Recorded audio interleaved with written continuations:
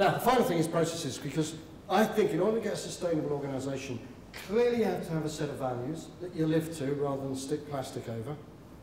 Clearly you have to have people understanding the value of their contribution to the whole thing.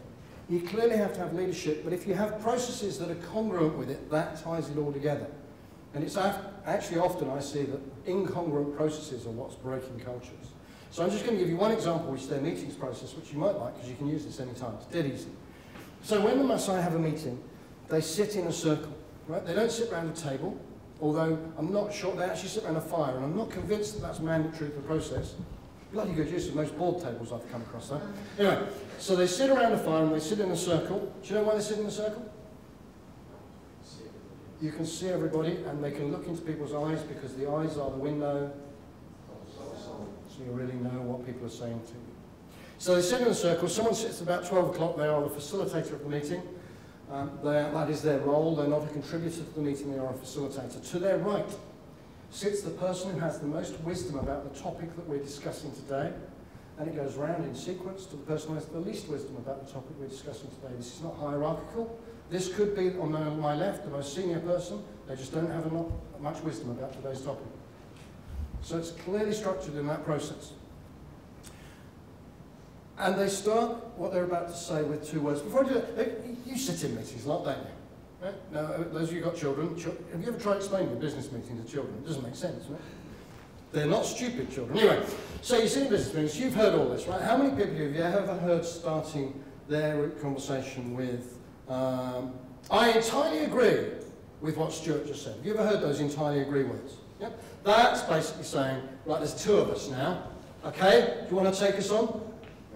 Then there's the other stance, which is, I entirely disagree with what David's just said. Right? That's saying, now pick. My side or his, okay? My other favourite, though, and you've all heard this one, haven't you?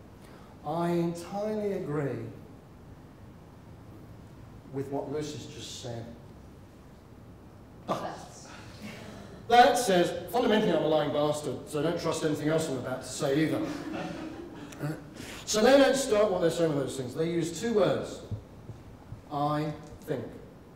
Not I know, not I believe, not research proves that. I think. So the facilitator sits there and goes, here's what we're here to talk about today. I think. And they talk really quietly. Do you know why? You really have to listen. Okay? The other thing they found is when you talk really softly, it's very hard to engage inappropriate emotions. So they talk really quietly and everyone listens. And when they finish, there's about a 10 to 15 second silence whilst everyone demonstrates they're absorbing it and understanding and really thinking about it. And then the second person starts. And they start with these 2 words.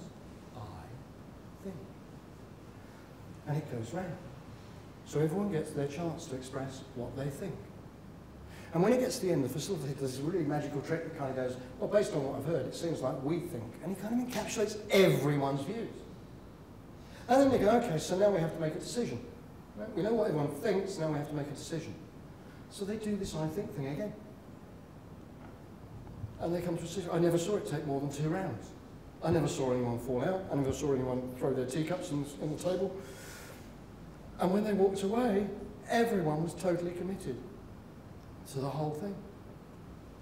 Because everyone had been listened to, everyone had been respected. And that's the thing for me. Think about those 4 values: community, responsibility, honesty, and wisdom.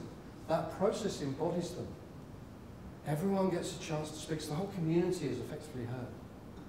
You have a responsibility to express what you think.